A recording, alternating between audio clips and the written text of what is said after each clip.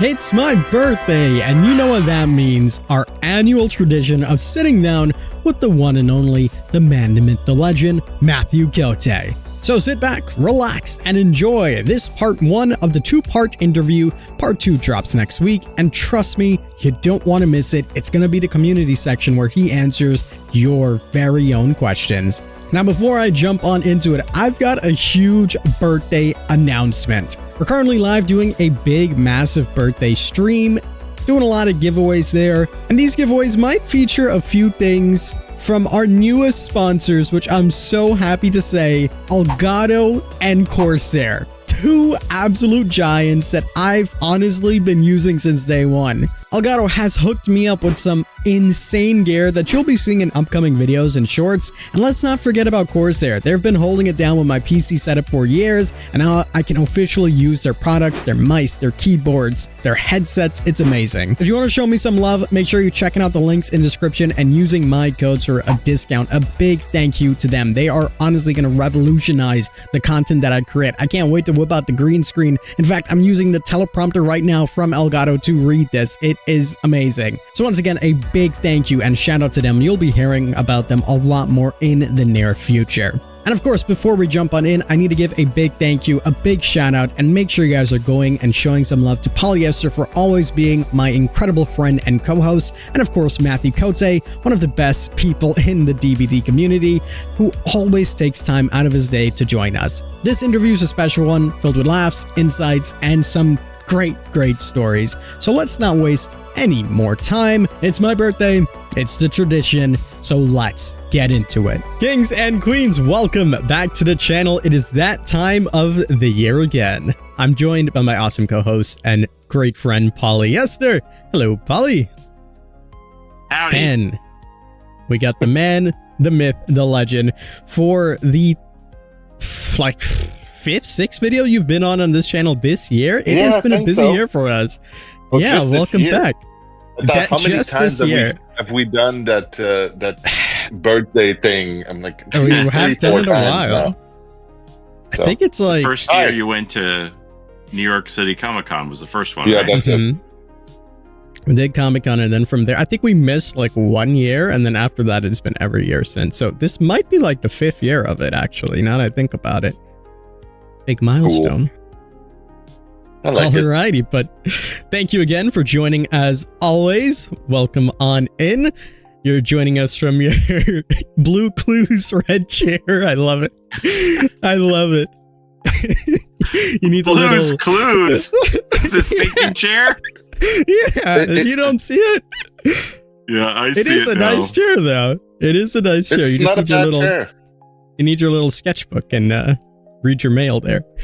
Listen, no, somebody will get my reference. Is my little, it's not bedside reading, but it's Dagger Heart is what I've been flipping through these days, which is a great tabletop RPG created by the fine folks that did Critical Role, if that's of any interest. It's a good book to read.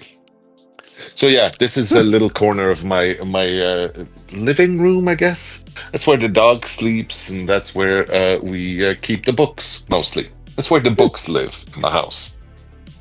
You know, I do love it. I feel like every year we get like a different section. Like 1 year we were in the cabin in the woods. 1 year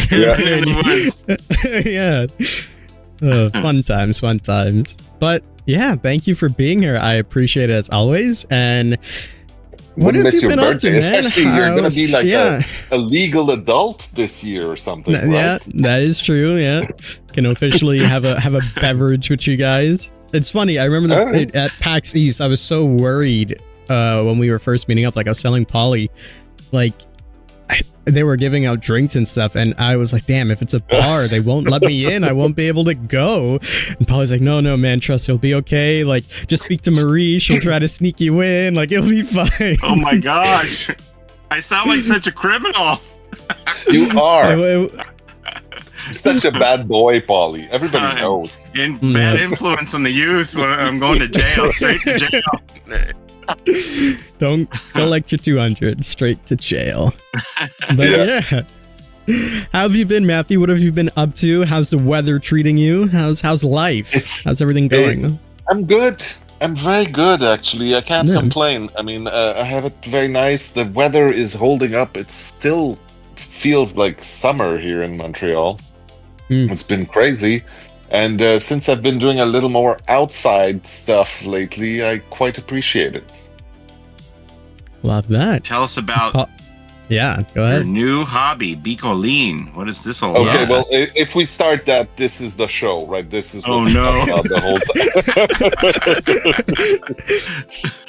time. So, okay, let me start at the beginning. When I was like 16, maybe 15, 16, Okay. me and a bunch of friends at the time, big into Dungeons and Dragons at that time already.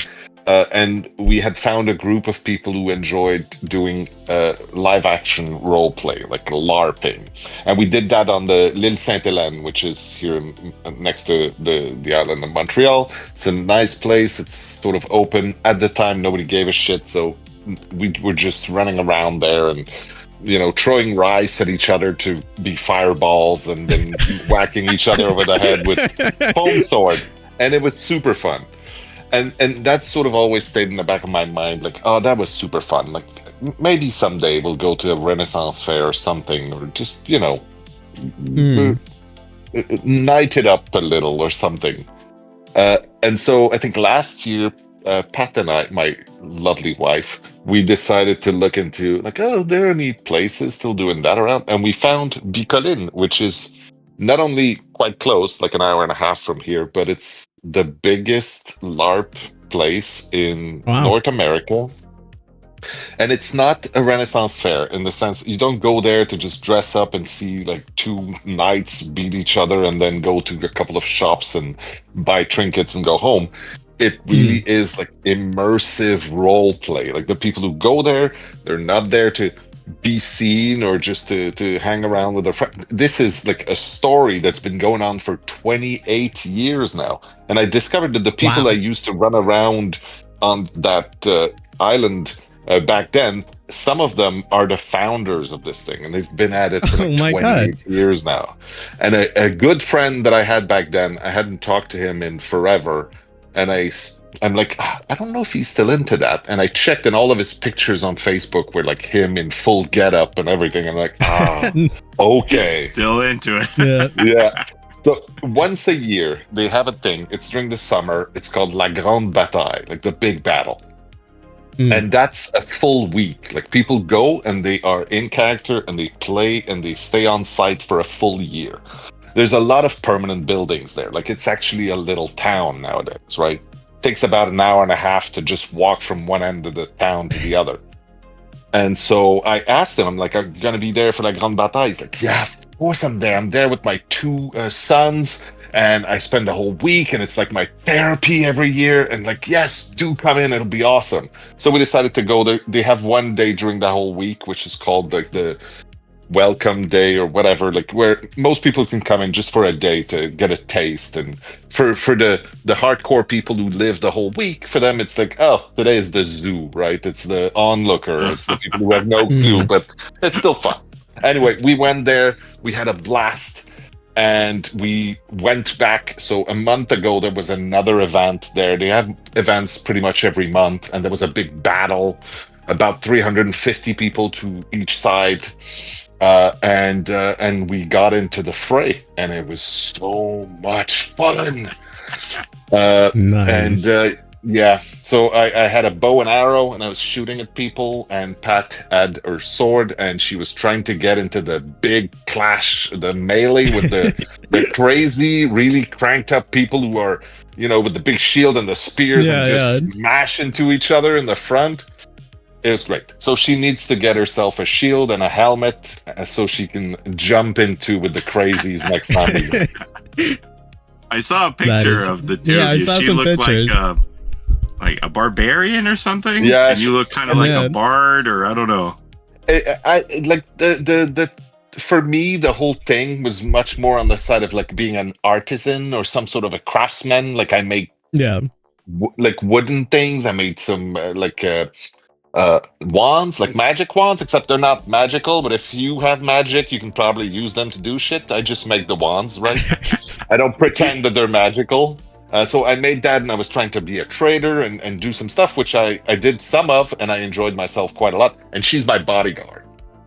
So she's Wow. like a barbarian, and she's she doesn't talk much, but she can fight. So yeah, it's perfect. Wow. Yeah, That like, yeah, honestly, a lot of that's fun. incredible. It's so Takes much you fun. a whole seriously. hour to walk the entire town. That's crazy. We need Yeah, now a little we more need than to go, that, but Polly. it's so big. Like there's buildings there that people have built over the last, I don't know, 2 decades that are beautiful Jeez. stuff. And there's no there's a little bit of electricity. Like there's a couple of things that are plugged in, but very, very few. And there's water spots here and there where you can get some water. So everybody's got like a mug attached to their belt or something, just so you Oh, can wow. drink, because there's no, you can't buy a bottle of water, right? Okay, but if you don't have a mug, just put your head under the tap. Completely yeah. immersive. Yeah, it's super fun. I remember I And went it's- to the Universal's Harry Potter, and I Oh yeah, said to one of the vendors there, "Can I get a Coke?" And they're like, "What's a Coke, Muggle? We only have Gilly water here." It was like, Of course. okay, so that kind of level of immersion and character, right? sure. No, but it's the fun thing is everybody there. Like you go there and you go, oh, they're my people, right? Nobody's there to give you a hard Mhm. time or to be a dick about it.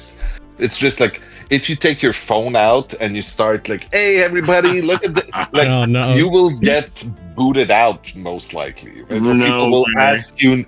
People will ask you nicely, just don't fucking do that. That's not the vibe Yep. here, right? But other than that, everybody's super welcoming and just like you want people to have a good time. That's the whole point. And it's sort of refreshing to just walk around in nature, and just for that, it's also very pleasurable. The site is gorgeous. You just walk around, and there's a lot of really cool people just hanging out. You can watch.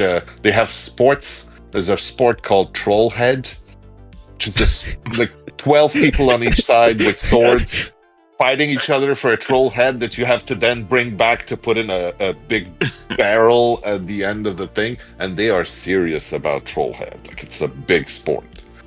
It's cool. Jeez. But if you stay at night, there'll be like, I don't know, fire breathers and people Wow. who play music and whatnot. It's awesome. So Bicoline is the name of the town or the name of the event? It's this name of the town, and it's also the organization is called Bicoline. I guess it's the Duché de Bicoline. But yeah, Don't forget our escape room, Awesome. Polly. That's what we gotta do next time. Next time we're Sure. up there in Montreal. Head on over, get the cosplay going. Yeah, that sounds like a lot of fun Yeah. though. It's cool when you're able to get into something that especially like heals your inner child. You know, it's like super and you fun. know what I really, really liked is that it really motivated me to come back home and to craft a lot of stuff. So I like the first weekend we came back from the Grande Bataille, and the next day I went in my garage and I made a big wooden chest so we could actually put Nice. all of our medieval stuff in, right? We needed some storage. And then I made like wands, like I said, and like helmets and things. Like it just made me want to craft stuff. So even if I was to never go back, which is not gonna happen because it's fun. But even if it wasn't for that, just the fact that it gave me inspiration, and it sort of made me want to, like, I took out my sewing machine, which was gathering dust for years. Like, oh, okay, I'll make stuff. It's super fun. You can't show up with your wares in a Rubbermaid tub, right? You can, but leave that in your car. Like a lot of people will drive there and get changed, like in the parking in the back, and then you walk on site. Gotcha. That's pretty cool. Pretty fun. Yeah. Yeah, I didn't even know things like that existed. That's the more you know. It's crazy. That's the thing, right? It's you don't know, and it's close by, and then you walk in, and you're like, oh my god. Some people really went all out and spent a lot of time and energy and money, because it's kind of an expensive hobby. If you, I mean, it can be cheap. Like some people are there, like they have like almost like yoga pants or just like sweatpants that have been shredded to look a little bit like a like he's a pleb or something. Yeah. And then he's like bare-chested with a bandana and a sword. He's like, yes, I'm the hero of blah blah blah. That's perfect. And then you see the next guy who's in full plate armor, the big helmet and the whole getup, and you're like, okay, you spent a little money on this, right? But I mean, that's a hobby. Some people buy fancy cars or watches, and some build a house in the woods to go play with their friends. Yeah. Fair enough. Like King said, Well- it's good for your life-work balance, Yeah. right? That's Yeah. an Very much important part. Yeah, that was one of our questions that we had on our list about the balance that you have, because one of the questions I always love to ask you is kind of like, how does your typical day at Behavior go? So it's nice to see the flip side of everything as well, to see what you do, outside of working all the time. Like the intensity of my work has not diminished much, right? When I'm working, it's as intense and engaging, and I'm as committed as I ever was. But it's not every day, all day. I have the luxury right now that we have a big team. There are people now in place that take on more and more every day, and we have more departments. I mean, if you look back at year 1 and 2, like Dave and Ash and I were the whole marketing department. We were the whole community management. We were everything to this, right? There was 30 of us. We needed to be able to take on everything. Today, it's not that at all, which means that, for instance, we decide we're going to do an event, whether it's at PAX or the Gamescom Asia that's coming up. There are a lot of people taking care of all aspects of it. If I'm present, all I have to do is be there and be at the couple of meetings where we prepare everything, we talk about our plan, then I step aside, and then I'm there on the day and I can do my thing, and I enjoy it quite a lot because it gives me the freedom on the other days, on evenings. It means that I can take a long weekend right now for no good reason, just because it's okay. Some other people will take care of it, and I know that they've got it because over the years we've seen it. It's great. Trust in the team, and they point you in the right direction and go. And I have a lot of stuff to do, but also because my job definition nowadays, it's flexible and fluid in because I mostly handle partnerships, right? Which means that I may have a call tomorrow at 6 a.m. because I'm talking to some people in Asia, and that's the only time that we can all get together with some other people, and that's it. And I'll take the call. I might be off tomorrow. Doesn't matter. I'll take that call. But it means the rest of the time I can sort of do my thing. And it's very nice. And I enjoy doing these things, right? Trying to find the best partnerships we can do. And it's not just a new chapter anymore. There's so much more that we do with partnerships nowadays, right? It encompasses so many things, whether it's even the collections, which sort of have expanded what can make its way into Dead by Daylight. But also we've done things where we put DBD and other stuff, right? And that's also super fun.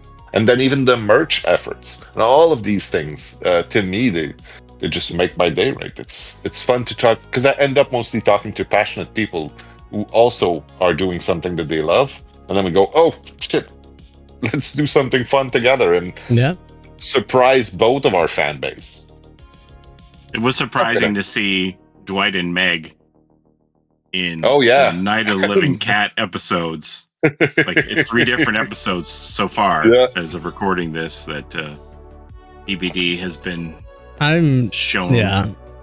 I'm super impressed with that, because I remember just like a few years ago, you were saying how you were really trying to get DBD to be in other things, and I think it was just like 2 years ago with our interviews. You probably were already finishing up some of those deals then, and now you take a look at it and DBD's like, it's everywhere. I get sent screenshots from just like friends or family every time they go to like Spirit Halloween or Walmart and they see the like anything related to DBD, the costumes, the Ghostface stuff, and I'm like, wow, that's actually kind of funny.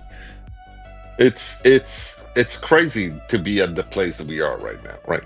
But you're right. Night of the Living Cat was it's a good example, because it's certainly not something most people would have predicted as a partnership. but it's a really interesting and quirky horror thing, right? Yeah. And we like to do these things way more than the big things, right? Although we like doing the big things once in a while. I mean, releasing a chapter like Five Nights at Freddy's is important, I believe. Yeah. And we want to do it. But once in a while, it's really cool to be able to just do something nobody expected. Hooked on You will forever stay something that I'm incredibly proud of, and so happy that we managed to be able to do that. So yeah, Night of the Living Cat for me is sort of like that, right? They're a really cool gang that are doing something that is out there, unapologetic, and we thought it'd be cool to do something with them.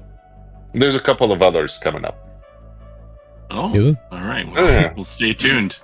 Well, big surprise. We're doing more stuff. Gotta say, Pizza, you have been, this year especially, you have been on a roll. And it amazes me, and I told you this before as well, like, you're gonna put yourself out of a job. You're doing such a good job just getting so many things into DBD. And I told you too, I love it because it's like a lot of the things I feel you really can appreciate yourself, such as like D&D and things like that. So bringing them in has to be even extra special. So it is just awesome. It's really cool. And it's funny because in these cases, I often have to sort of check myself because I don't want to fanboy too hard, right? Yeah. And we're still doing business here. We have to do stuff. But geez, that was cool working with Wizard of the Coast and Dungeons and Dragons. Yeah, that was one for the books for sure. Yeah, I mean, looking. Oh, God. Matt Mercer. Yeah, is that his name? That was cool too, right? Get him to do the voice. Yeah, he's such a great voice actor, and that's a tangent a bit. But I'm very happy that we live in an era now where more and more the voice actors have recognition.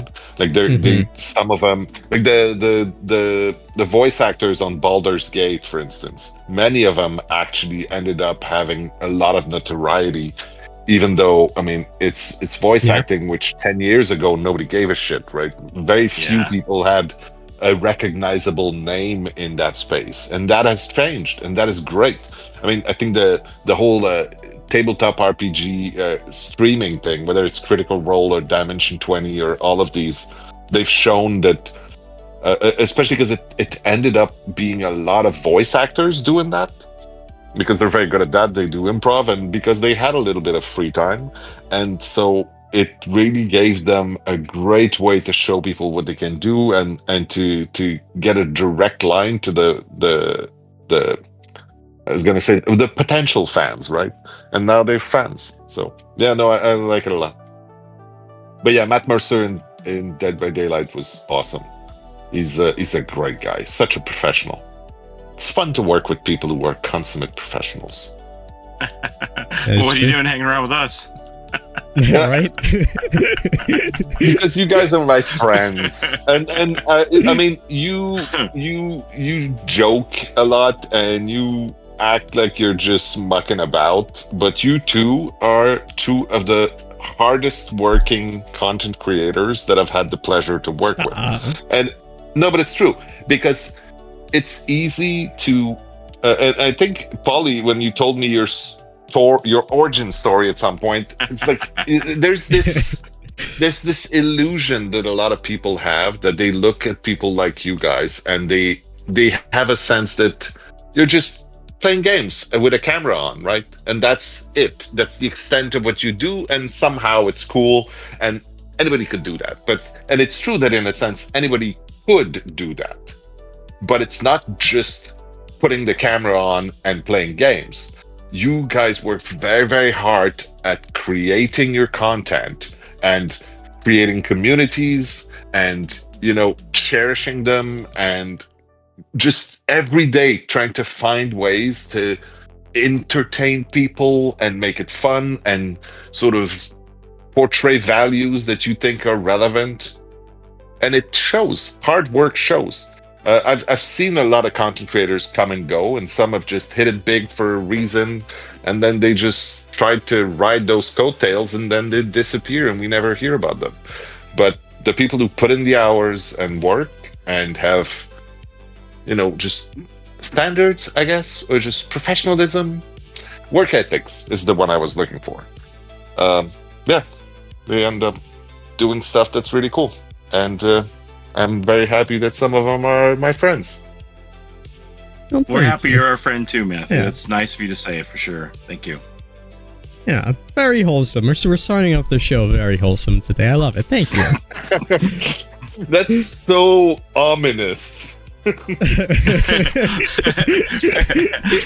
throw the first grenade, King. Let's go. In his lap. All right, we got it. But yeah, I mean, we've mentioned this year has been quite a big year for DBD. Incredible year, with FNAF, and then we had Witcher, and then we just have an original chapter that's coming out, and soon we'll have another big licensed chapter. The Walking Dead. Don't forget The Walking Dead. The Walking Dead is what? Yes, that's true. It's quite true. A lot. We packed this year. Yeah. Quite vigorously, and you talk about the next original, and I'm so happy of the reception, because I mean we worked really hard on that one, and the intention was really to focus on horror, right? Which, I mean, it sounds silly because the whole game is about that, but we've taken some wilder shots in the past. We've tried things that are horror adjacent. We've tried things that are sort of fringe of horror. And this one, we're like, no, let's just go back to... It's a little bit the sort of intention we had when we did All Things Wicked, with Sable and the Unknown, which was very well received, but it was very much going back to something that is sort of classic horror, much more focused. And I think that the Krasu is really, it hits hard. It's a good one. Agreed. It is incredible. And I think the fans appreciate it too, as it comes, like I said, you guys have been working really hard when it comes down to licenses, just seeing the original stuff again and seeing like the passion of what the team can create that's some of their own, because like you said, The Unknown and Sable, super well received, and same with this chapter. It is really cool to see some absolutely amazing original things that you guys created, and just to see how the team has changed over the years, and how advanced things have gotten. It's incredible, because like just a few years ago, before even like Chucky, we never had a third person killer, and now it's like one of the things that's been a recurring theme and shows how much the team has improved. And chapter is truly gory and amazing, which I think a lot of people can appreciate. It's funny because we have a lot of conversations internally about the value of original chapters, right? Because they are the place where we can really be creative. They also are the place where we can continue to build our world and the world of Dead by Daylight and the world of the Entity, and tell the story much more in depth. But of course, if you compare that to the noise that you get when you release something like Five Nights at Freddy's or The Walking Dead, it's very difficult to fight back and say, no, we need to do all originals, right? Or if we have a calendar and we go, okay, these are the spots, this is going to be original, this is going to be this, and then you have an opportunity at the last minute to add something, and you go, oh, jeez, we want to do originals, but this is too big. It's too big. It's just too awesome, and we know people are gonna love it. And the thing is, it's funny because if you had asked me that, which you didn't, but I'm talking about it anyway, 2 years ago, I was really on the side of originals are everything, and it's always worth it to do originals, and we need to do more, and the balance needs to be pushed back to the other side, where we do much more originals than others. And also things like, for instance, when we do promotion about the game, we should talk about the originals and not the licenses and everything. And I think I've gone to not completely to the other side now, but I've come to really understand And that took putting myself in other people's shoes. But I've really come to see the perspective that all of these licenses are also very much Dead by Daylight. There's no other place in any medium that I know of where you can have that many different licenses that come together, and it's not just a mashup. Like Fortnite has more different licenses, for sure. Right. But they all become characters in Fortnite. Whereas in Dead by Daylight, all of these are bits of the same nightmare, but they all stay their own thing, right? Right. And it's very, very strange and unique. And I do believe now that our originals are critically important and significant, and I love them. But the licenses are also like, and I paint it as a large brush, like all the licenses, they are part of the world of Dead by Daylight. They are part of the identity of that game that we've created. And I've come to accept that in a way that I wasn't, like, I don't know how to say it better than that, but and don't get me wrong, I wouldn't be in my position if I hated licenses. That's not the point. But for a long time, I always felt like they were guests, right? They're guests coming by. And nowadays, I really see it as no. They are part of this tapestry. Like they are weaved into the world in a way that is they're part of it. Home.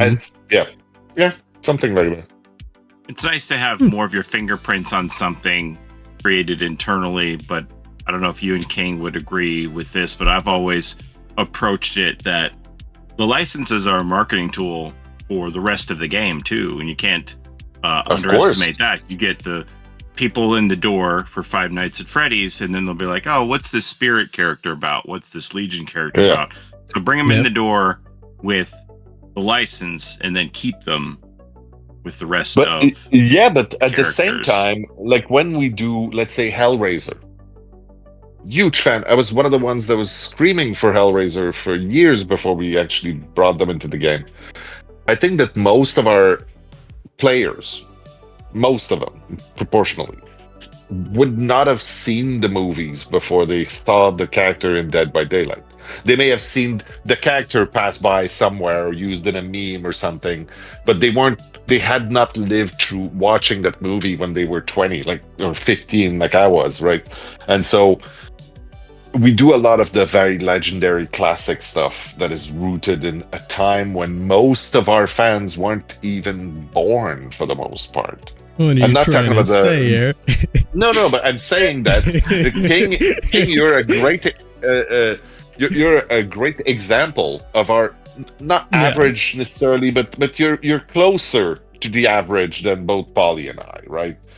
And that means that a lot of the stuff that I consider classics and legendaries that I fight every day to get into the game, you'd be like, oh, what is it? Like, you might be interested. Seriously, you'll go look it up and go, oh my God, that's so awesome. No, 100%. I can't believe I never knew about that. But it wasn't something that's part of your history. And that's okay too. That's absolutely okay too. But it's just to come back to what you were saying, Paulie. It is a marketing thing a lot of times, but not always. Because oftentimes, like, releasing Hellraiser is not going to bring in a lot of people that didn't know the game but are big fans of Hellraiser. Like, that's unlikely. But it's still important. I would agree that was the least well-known license at the time when it came in, I would say. Yeah, but even for like the time, Freddy Krueger, for instance. Like, most people know Freddy Krueger. I'm sure, King, you knew Freddy Krueger. I'm not sure you had seen the movies at the time. Not at all, no. No, well, then that's my point, right? Yeah. That's kind of how it is for everything. Like, even with like Myers, for example, like, you know of the characters, you just Myers has seen many more iterations. That's why I took Freddy as an example. Yeah. But then there are other things like Five Nights at Freddy's and let's say The Witcher, or even the Resident Evil and Silent Hill. I mean, I'm naming video games, which is a slightly different category, but still, those are much more powerful attraction tools. Like people who had no idea that DBD exists, and then they see this and they go, "Oh, Silent Hill! I love Silent Hill. Let me look it up." Like that absolutely is important also for brand recognition and for getting the game into people's hands, for sure. Yeah, I can attest to that, because there's a lot of things that come into DBD, and for the first time I'm like, all right, let me actually go and take a look. Pretty much everything that comes into DBD, like with Tokyo Ghoul, that was the first ever anime I ever watched ever. With I went back and watched all the Silent Hill movies. I went back and watched the original Halloween. And that's something that I love about DBD, because it makes me more cultured, so I don't sound like an idiot every time I'm talking about it. Like, every time we do these interviews, and Polly's like, well, Clive Barker and Dr. Loomis, and I'm like, smiling and nod, smile and nod. But I'm glad. And that's why we tried to reach other places, right? Some corners that are lesser known. And even the originals, I think that the Huntress was probably the most flagrant example of that, right? Going to look, like I like to say, we went to look what sort of boogeymen live under other people's beds. And that's exactly what we did, right? We found bits and bobs there. It's not an exact sort of transcription, but it is very much inspired. And for a lot of people, it felt very, very familiar. But for most of the others, it was just something really cool, and you could get why it's creepy or why it's scary, because horror is very universal. But it was fun, and Krasu is the same, right? It is a widely spread urban legend, folklore, mythology, whatever you want to call it. It's been around for so long, and different regions will have different names for it, or different identities, or different versions of the story, but all of them recognize that creature, that sort of horror theme, and it's so much fun to be able to do that. And it's a great choice. Those originals are so good. Like, I remember, I always say one of the most fun I've ever had speculating and learning was like the Oni, and delving into other cultures and tying all the pieces together and then fully indulging in it. It is really awesome. That's why this chapter, like you said, I really like this chapter. I enjoy it for those factors and learning about it. The Oni campaign was fun. It was so many breadcrumbs leading to that story. It was really cool. Now it's probably still to this day my favorite. It was smartly done too. Good one, Once in a while. But I like that about, like King said. I did watch your video of the Thai audio clip that was found the very beginning of this one. And that was a shocker, the way that you all did that. I was like, really? They're going this route with it to start the ball rolling? That was unexpected. For sure. Cool. Yeah. The teases are if good. It can still I surprise you after a couple of years. I didn't think you would. One thing that surprised me was how large the Thai Facebook Dead by Daylight community was. Like, it was like 175,000 people on a Facebook group. Yeah. And I was like, wow. But I was with Dave yesterday. We were having dinner. I like Dave. We do spend time together. And we were talking about, because we were talking to some other people on the team who are newer, as in they've been there for 5-6 years, right?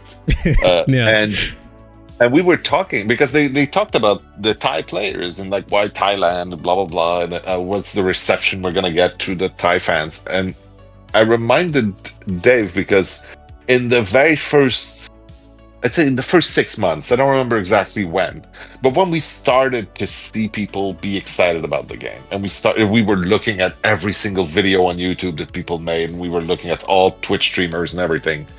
And at some point, we saw like a wave of people making Thai videos. And they were all from Thailand. We couldn't understand anything, neither in the title of the movie, the videos or the comments or anything. But it was all people playing Dead by Daylight and making the characters dance. And then there was some big, loud Thai music on top. And there was a big wave of those, like more and more. And we're like, what is happening here, right? Who are these people? Why are they loving the game so much? And what is the story that they're trying to tell with it? And it sort of stayed with me for the longest time because you're like, okay, people in Japan, blah blah.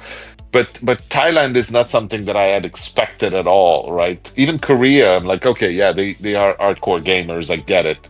But Thailand I did not expect Thailand to be such a hotbed of DBD fans, and they never went away. They just grew.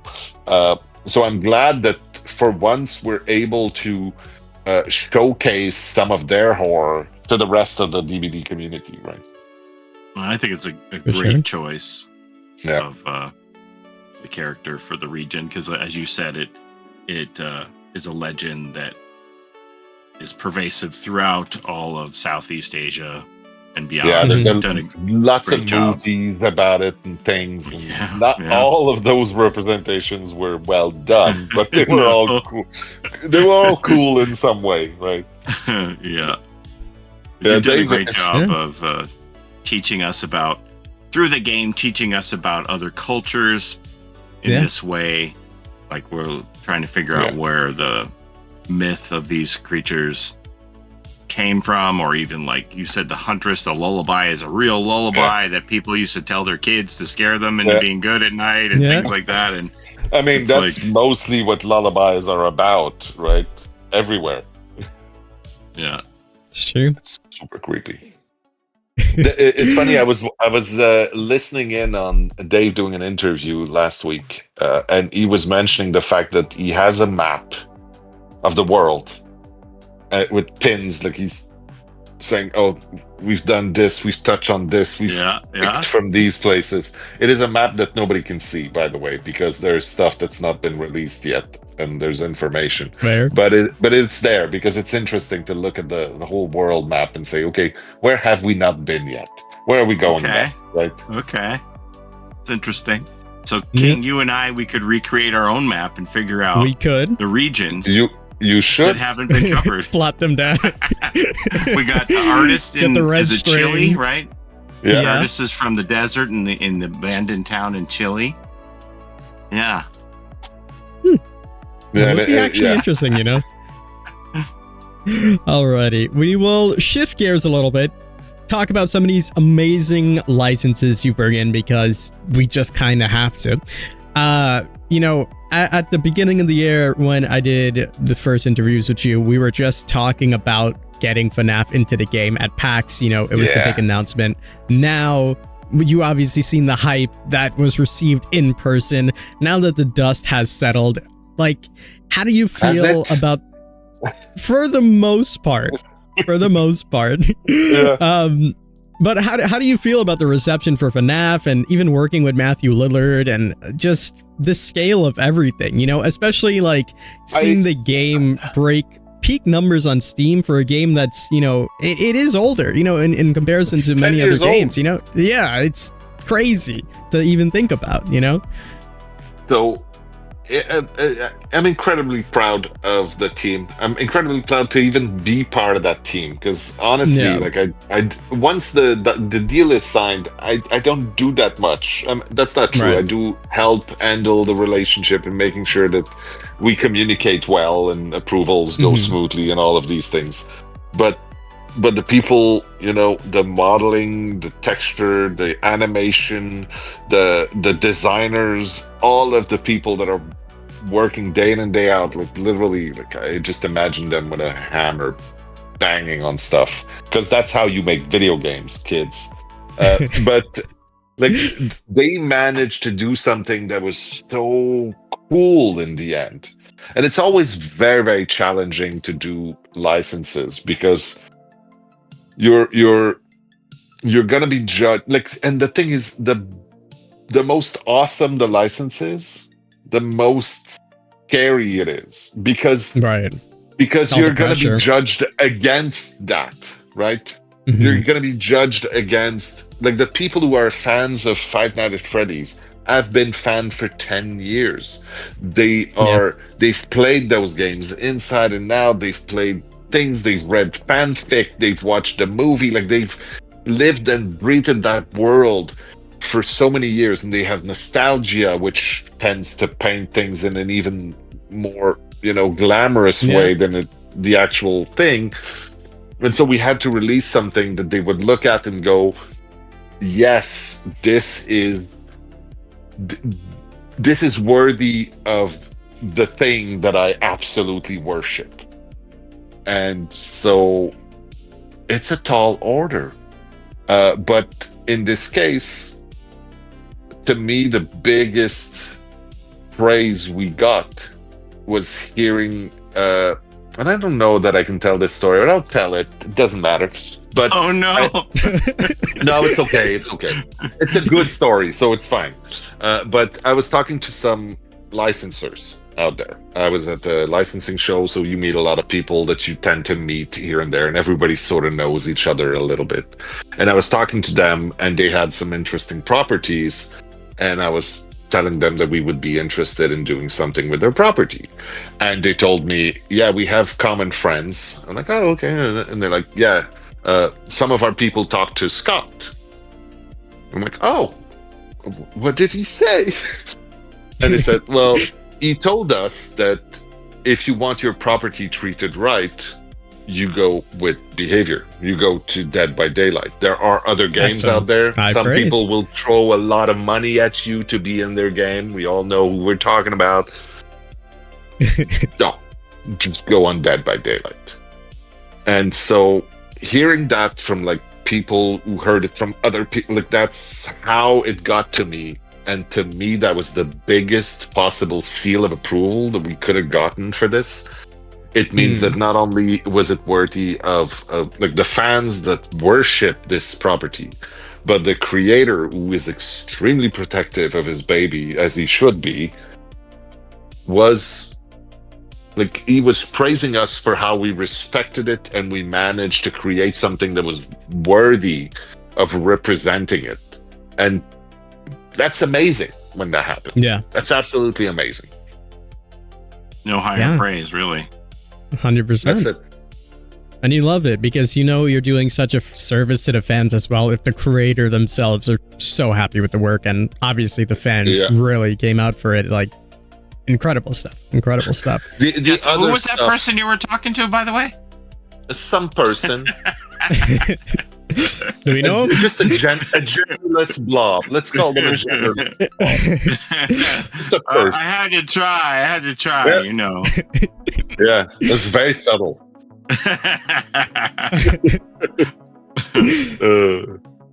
Oh man. So that was a great experience. The other side of that is when we do something like the Krasu, for instance, and then if we go and hang out with our Thai friends and they tell us that we did right by something that is part of their history, of their culture, that's gigantic too.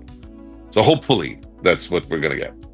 We're heading out there, Dave and I and a couple of other people, in a few weeks, and nice. I am eager to have that, the face-to-face results of that chapter. I'm cautiously optimistic. Have you learned how to say hello and thank you already? Not yet. Well, yes, but I'm still not confident. All right, we won't put you on the spot. Thank you. But yeah, the next thing, obviously, I almost even forgot earlier. We had Walking Dead into DBD. Yeah. That was huge. Again, something that people have been wanting for such a long time. Like, obviously, we've seen the wonderful gentleman you guys brought over to the studios that's been running an account to, petition Walking Dead into DBD. Just seeing that, super cool. And how does it feel bringing in such an iconic IP and iconic survivors and fulfilling dreams, essentially? that guy, I think Jack is his name. I don't remember. I'm so sorry, Jack. I think it's Jack. But he was in the office. He was there with Rick Grimes and no, not Rick, Carl. Of course, he was there with Chandler Carl. Riggs, yeah. Carl Grimes, yeah. And he was so just joyfully, like bubbly joy the whole time, just from being there and being with one of his like TV icons and being in the behavior offices, and it's so nice. And it's a little weird often, and I've had the pleasure of being in so many events and meeting so many people over the last 10 years. And every time people are like, "Oh my God, it's you!" And to me, it's still surreal. Like, yeah, like it's me. Like I was in at home in my pajamas earlier. I'm a person. Just I do things, right? But I understand also that when they meet me, they're not meeting me. They're meeting the character that they think of when they think of me, which is not exactly. I mean, it's a little similar for you guys, right? You have friends that you talk to every day that think they are your best friend, and to a certain extent they are, but that's they call it parasocial relationships. It's very weird, right? And are we not supposed to talk about that? Is that a taboo of the content creator world? I don't know. No, it's fine. Okay, because it's a really weird reality. But having that guy visit was so much fun, and being able to sit with them, and we've done that a couple of times this year. Ode is very good at doing that. Like, we get messages. Like, some people take wild shots, and they're like, "Hey, my best friend is the biggest DBD fan, and it's his birthday in a month, and I'd love to bring him to the office. Can you do that?" And we're like, "Sure, come in, and we'll spend the afternoon with you, and we'll show you around." Nice. And then sometimes we do it for big stars like you guys. But having the regular people, I mean, it's the same, right? We're all people. Sometimes we have headaches, and sometimes we fart. Like, that's life. But it's weird that people put us on this weird pedestal when you're like, no, just come over to the office. We're all working, right? It's Wednesday. That's what we do on Wednesdays. We work. And then we're going to figure out what we do for dinner. I don't know. I kind of rant at this point, but I give you so much credit for doing that with Rick Grimes for DBD, bringing him in. That's his handle on Twitter for people who don't know Jack. Bringing him in. You didn't have to do that. Mm-hmm. You didn't even publicize really that you did that, so you didn't do it for like, look how good we are. We brought this fan in. Yep. You just did it. And that's why I tell people that those are the kind of things that show me that you're the company that I know you are. You know what I mean? Yeah. I appreciate you saying that. And I know that it's not like we mess up. We've messed up in the past, and we mess up sometimes, and we will mess up again in the future. I had made a big speech about that at some point, I think for Pride Month at some point, right? And I was talking about the fact that we try to do better every single time, and we mess up, and then we try again, and then we learn, and then the next time we ask others for help, and we do a little bit better, and that's all we can possibly strive for. And that's exactly it, right? We just want to do good and do things that make us feel good too, right? We're not doing it necessarily for the views or for the money in the bank in the end. Although some people, obviously, it's good that some people on the team make that their priority so that we can keep making the game. But it's good that also there are people out there they just want to make some really cool stuff for the fans, and it adds up, right? That's the thing. Is those little bits. You can't just do the big bits. Sometimes you have to do the little bits, and you have to do many of them. And those things spread out, and they add up. Yeah. No, it's true. I mean, like, even there's so many things that aren't publicized that Polly kind of said that reaffirms to people, well, I guess not even people if nobody knows, but even to like me, that like, yeah, you guys, you you're the never shit. know, Like, because everything, like nothing is secret, right? Everything becomes known at some point, and you don't know what is going to be the thing that tomorrow everybody talks about. And maybe they'll discover something good about you or something bad about you. But if you do mostly good things, then most likely that's what they'll discover about you. And if they keep scratching, they'll go, oh, there's more good. And maybe that'll go viral if that's your benchmark for success, right? But I guess it's like recycling. That's a very stupid way of saying it. That doesn't matter.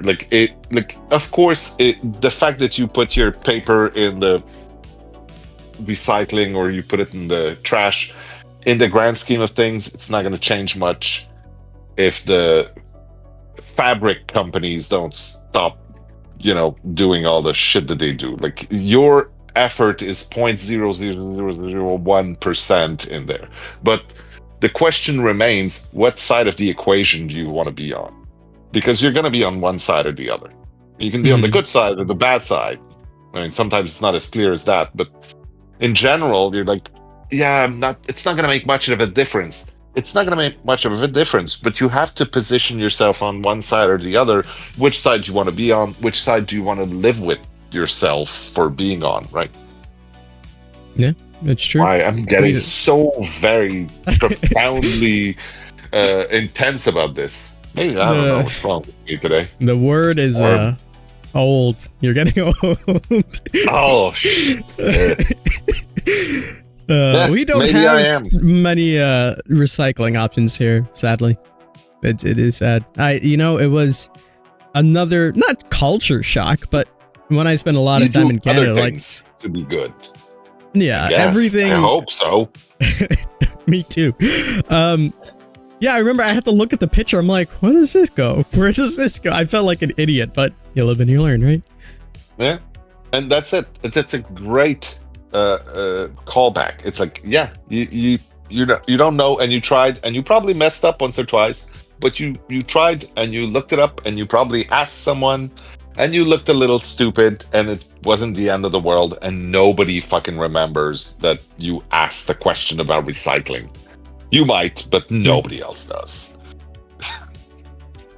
Yeah, I've looked sillier, like with our what was it, Polly, last year with the things that you mix in and you freeze them. The frozen juice. Yeah, like the juice concentrate in the can. Yeah, the goose. Yeah, that's Did you know there's juice in the can and it's frozen, and then you mix it with water and you make juice out of it? It's still amazing. It's my childhood. Yeah, but I don't think about that with you, King. So that's stuck in your head. Like when you bring it up, I remember, but I'm not like, hey, this is the guy who doesn't know about juice concentrate. It's not even like milk in a bag or something. That is still weird to me. Now that one is, we don't talk about that. All right. Okay.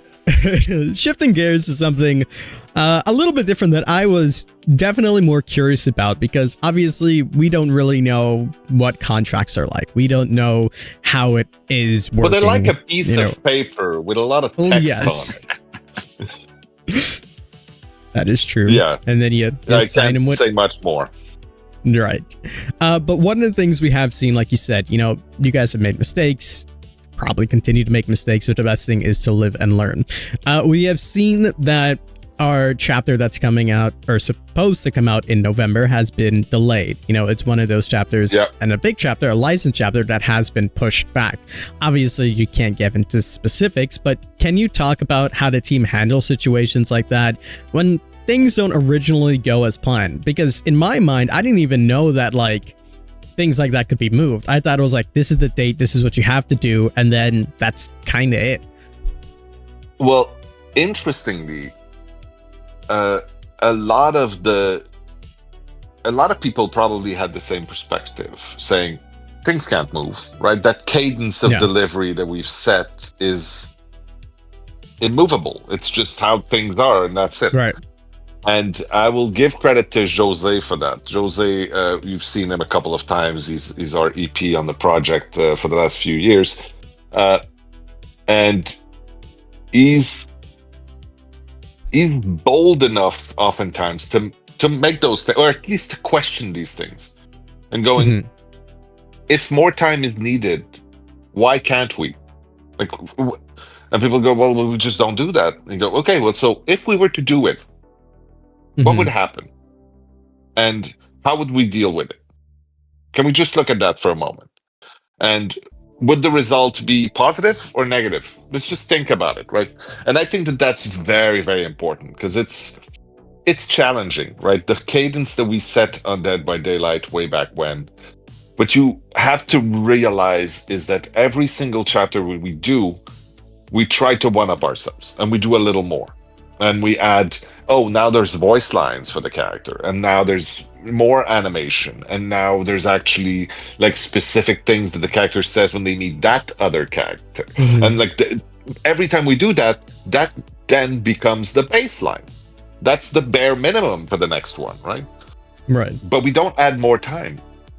We just add more stuff and more Mhm. quality and more details and more depth to everything. And we've been doing that steadily for the last 10 years. And at some point, you're like, that's like, maybe that's not manageable. Like, we keep adding more people. We're not insane, but like, we want to make sure that we don't get caught up in just doing the things because we've always done them that way. We need to do them because they're Right. the best thing we can do right now. They're the best way to do the thing that we need to do in front of us.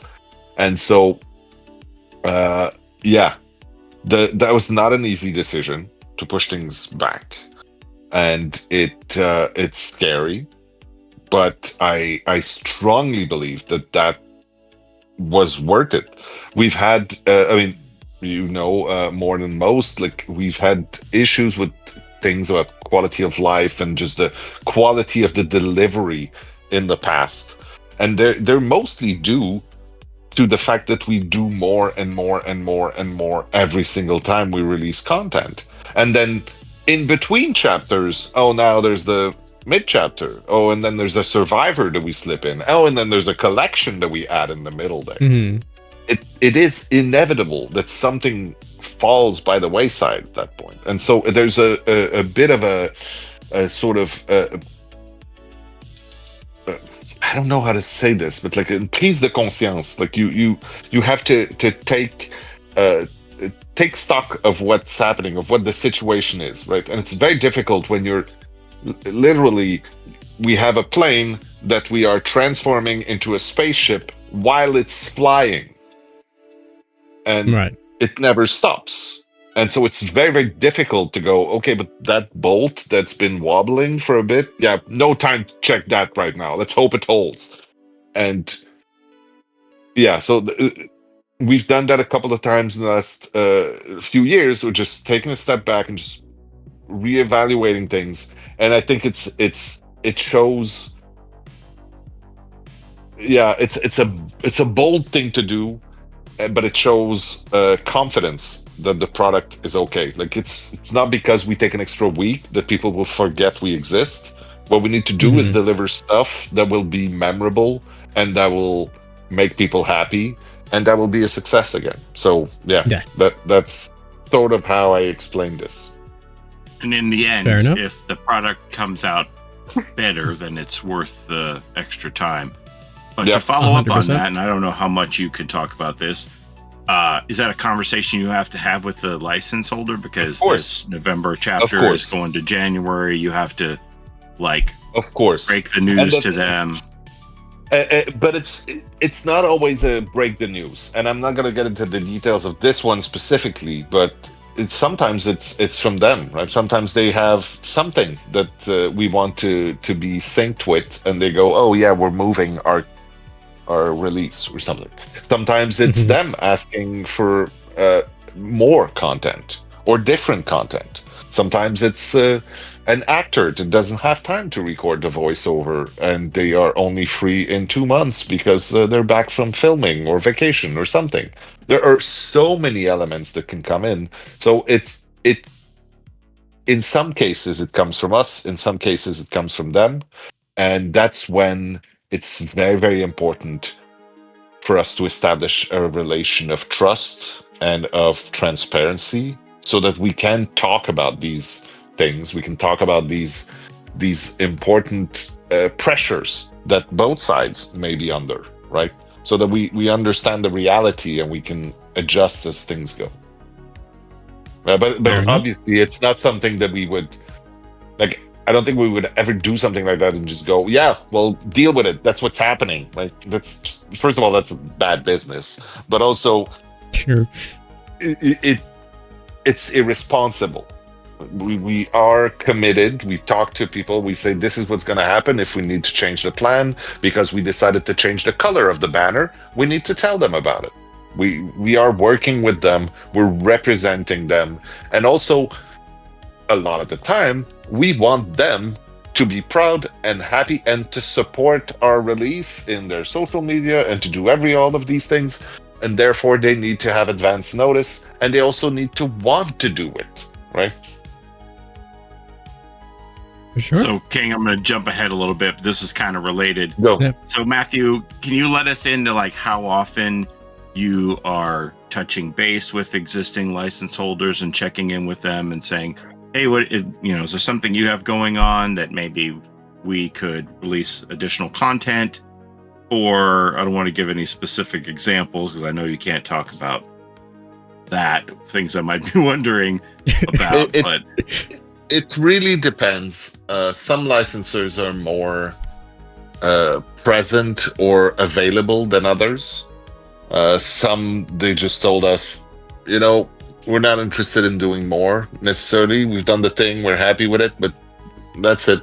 Just do other things. And that's fine. That's absolutely fine. It's absolutely their right to do so. And we respect that. And some others, we talk regularly, maybe because we do have other projects with them. We do a lot of work for hire. So a lot of companies we work with that may be in video game spots or things. So there are a lot of people that we constantly talk to. Some people we have more than one license with, and potentially they have other things in their catalog that we might be interested in. So yeah, these conversations, they are ongoing for the most part. Like I said, some we talk to more often than others. Obviously, the chapters either that we are about to release or in the progress of creating, or the ones that were just released, they tend to be much more present, and there's a lot more conversations. But yeah, it's a big part of my job to keep those conversations going. Usually, at some point, I introduce them to a point of contact for the production side. So all of the assets that we want to show them, get them approved, make sure that they're happy with whatever's going to get game. And then there's someone that I introduce them to, which is the point of contact for everything marketing and promotion related. So we can actually be very transparent and tell them everything that we want to do and make sure that they are happy with what's going to be created, right?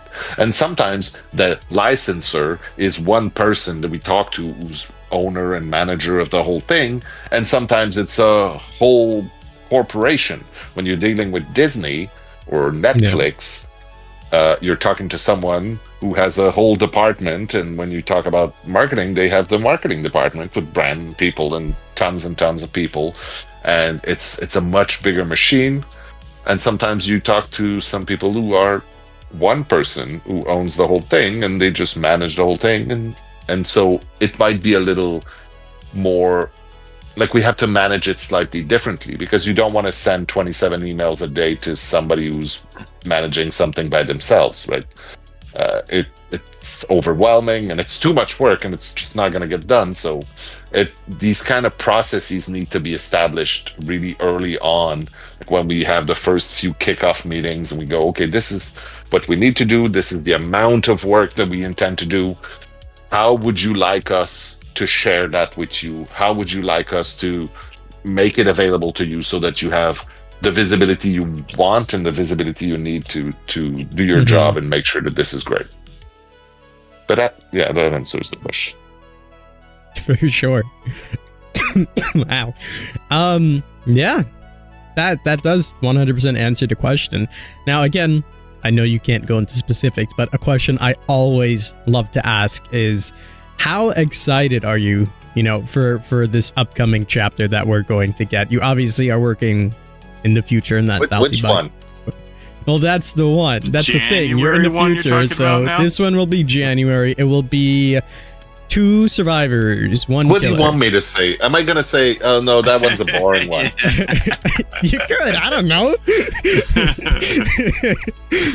I will say the content it is based upon is content that I have consumed with great pleasure and with an avid Write it down, passion. Polly. Write it down.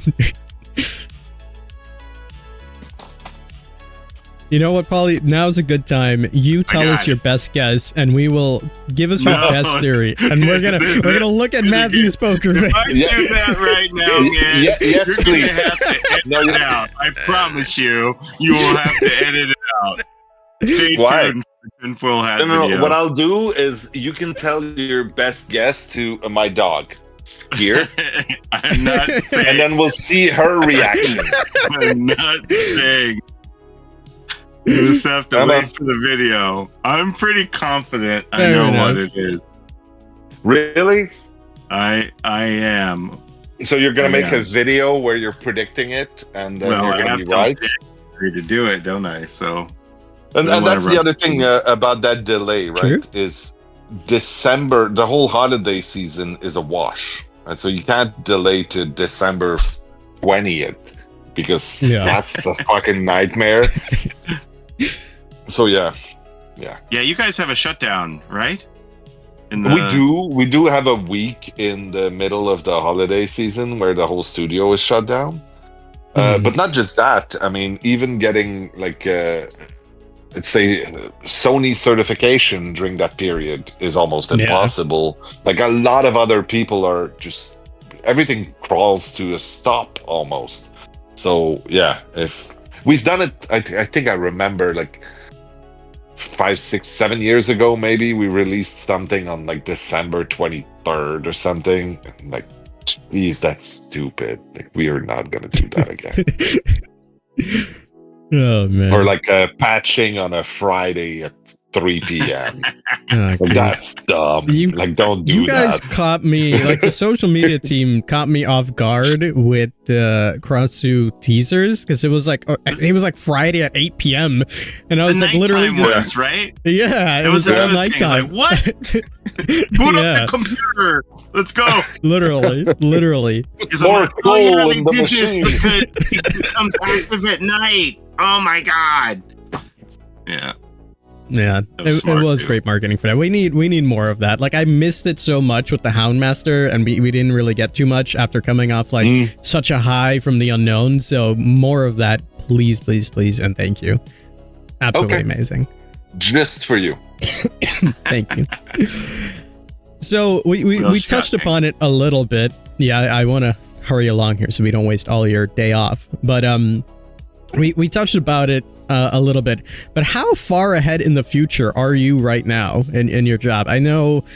I think you said last time we spoke you were like in 2028, like early 2028. Depends on the day. Depends who I'm talking to. But yeah, around that, I'd say it's still valid. It's about 2028.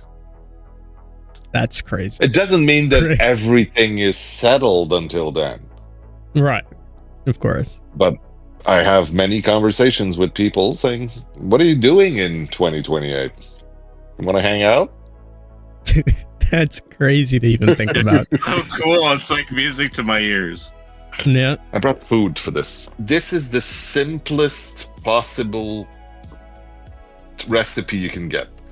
Yeah. 3.5 Yeah, it's delicious. It's stupid easy to make.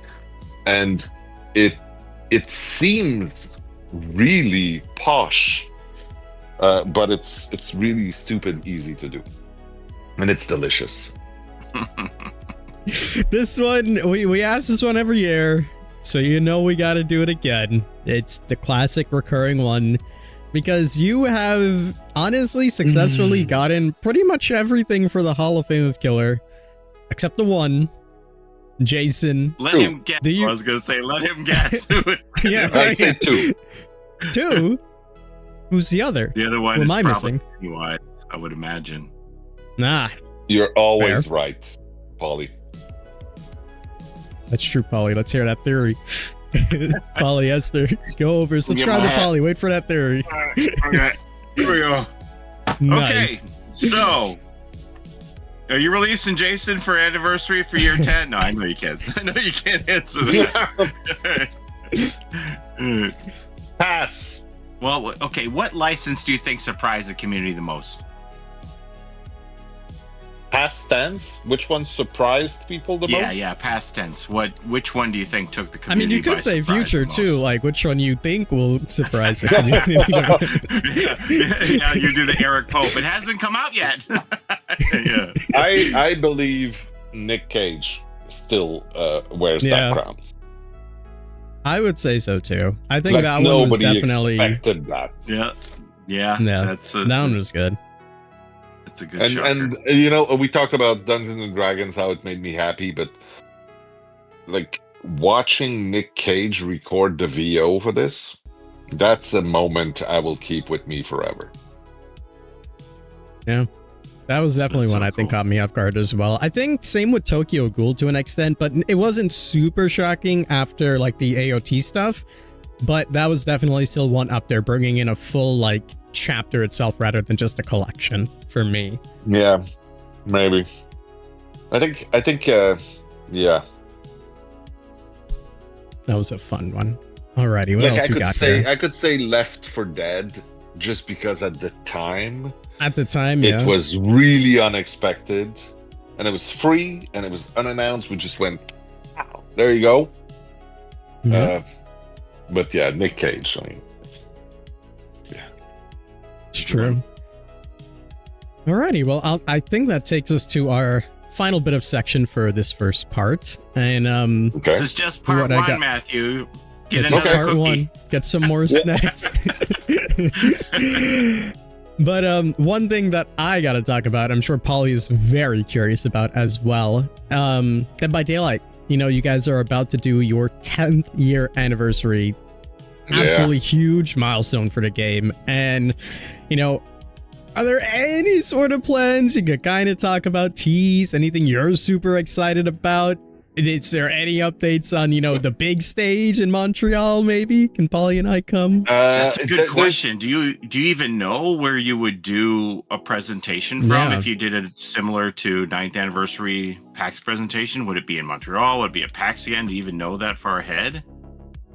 Yes, I can tell you very little. Actually, I probably can tell you nothing. But what I will tell you is that you both will have an invitation and that you will come physically to Montreal and we will have a big party with all of our friends. And it's going to be, it's going to be legendary. I told Wow. Eric that I want King and I to buy the blazer he wore to PAX because someone Yeah. on the internet tracked down where to get it. And I Okay. said we should both buy that blazer and show up wearing Eric's blazer wherever we Top go. notch. Yeah, absolutely. I'd be down. I've been strategically talking to some of the other folks behind the scenes because Candace, as you know, she recently got into F1 like heavily, and I was like, Okay. you know what? There's the Montreal Grand Prix that's happening. And it's roughly true. the same time. It's like May 22nd. Like every day she tells, she's like, you know what? We went to the casino. We drove on the track. And I'm like, oh, okay. All right. So Well, I was like, yes. But Montreal also, as soon as summer arrives, it's Yeah. non-stop festival, right? Yeah. Pick a weekend, there's a festival there. It's Jazz Fest and it's Just for Laughs and it's like there's a Yeah, new thing saw We were every there other for day. that, yeah. There's some Yeah, we good were there stuff for Just there. Live. Yeah. Yeah. So, hey, So yeah, I don't know what the question was, but yes, there are gonna be other events in Montreal around the same time. Maybe Yeah. some will overlap. Who knows? I hope so. But you hear that, Polly? We got an invite. We're in. We got to get Oh, for our sure. jackets. We send gotta you get the our link. jackets. I think maybe we'll do the thing where, we'll make sure that your ticket is sort of off a little bit, just so you can tell the person at the door, "Do you know who I am?" And then someone They'll comes go, by. "No, I don't." Nobody does. That's right. No. And then I pass by and I go, no, you let them in. You Yeah, apologize to these gentlemen. Poor people up there. That reminds me of when we first went to Montreal. Like Polly had a sign for Maurice, and like it was like, "Bring back Maurice, justice for Maurice." And like the security guard came out and was like, "Is everything all right?" Yeah. And we were like, "Yeah." Did the you know security guard that was happened? on it. The security guard thought I was like really protesting, and he was like wanting to diffuse whatever he thought I was doing. That I was just like doing it for the photo good op. thing is it's a security guard for the building, right? Because the whole thing is not ours. Don't Right. do that at Ubisoft down the street. It's not the same reception. Yeah, I can imagine. Oh man.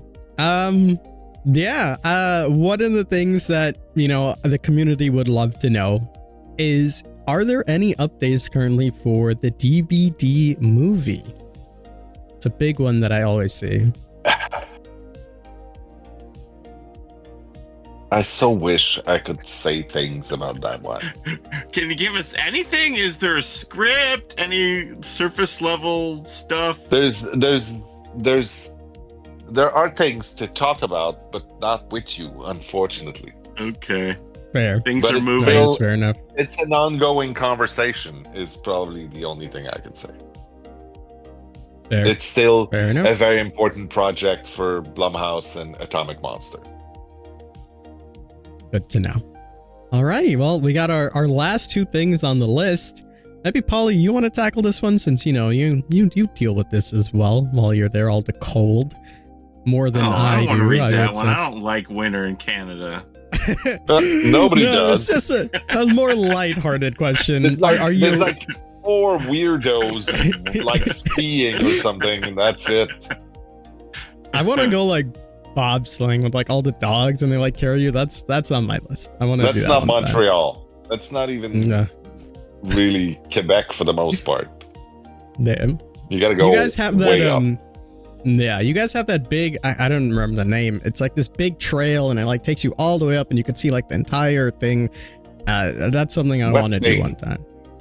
The Like, trail like the where you entire- can see the thing. Yeah, you walk up on like a big mountain and you see the entire city, and it's really nice. I forgot what That's called it's the Mont Royal. Montreal. That's probably the one. Yeah. That's sort of where the city's name comes from, right? The Yes. Mont Royal. Mount Royal. Montreal. Yeah, that's Montreal. yeah. That's And then that's, you go on top, and you can pretty much see everything, because there's a rule. I don't know if it's still in effect, but for the longest time there was a law in Montreal that means you can't have a building that's higher than the top of the mountain. So when you're on top of the mountain, you can actually see pretty much everything. There's a lot of interesting rules and laws there, I gotta say. Like more than Like you would think. everywhere. As soon as True. you start scratching a little, It's true. there's always something interesting. Yeah. Alrighty, well, our last thing, and I think this was a great segment that I did last time, so I wanted to give you the opportunity as well, is do you have any, specific messages to the community or anything you'd like to say to them that, just giving you the floor or anything Okay, you'd like so- to say? 50 grams of butter. You soften that for a bit. You just let it rest with a saran wrap or something on it for a couple hours. When it's soft, put that in a mixer with 100 grams of sugar. Okay? No, it's 100 grams of butter with a 50 gram of sugar. Okay. Then you mix that in the mixer for 5 minutes. Doesn't matter. Okay. Then you put 150 grams of flour. So 100 butter, 50 sugar, 150 flour, a pinch of salt. You just let that go until it starts to clump. Put that on a parchment paper, and then you sort of tap it until you have just a square. It's about this thick. Actually, about this thick, right? It's like half an inch or 2 centimeters, and then you put that in the fridge for like an hour, so it's hard. And then you take it out, cut it into pieces. The size doesn't matter. It's what you want, right? Then each of those pieces, you roll around in some sugar. You just put some sugar in a bowl, and you just not too hard. You don't want to break them. Put that on a baking sheet. Oven 350, 10 minutes. Once you take it out, just let it cool. Huh? So good. No. Polly, we needed Matt on our bake-off team. Remember, we needed Matt. Yeah. That's what we needed. we definitely needed it for Baked by Daylight. You know, Matthew, we're both from the United States, though. So could you give us those measurements in imperial, please? No. You're not. You don't know United what metric States. is. I don't know what I'll. I'm originally from the United States, but I'm living in Canada like 30 years now. So yeah, just get a kitchen scale. Get a kitchen scale, and then tap the button once more, and you'll be in grams, and that makes sense. Thanks. All right, thank you. Alrighty, well, but no, because I could say thank you again. I should thank you, everybody. But really, nothing I haven't said 100 times, right? I'm just so lucky to still be a part of this awesome, crazy adventure that is Dead by Daylight. So yeah, and thank you guys for being on the team and for sticking with us through thick and thin over the years.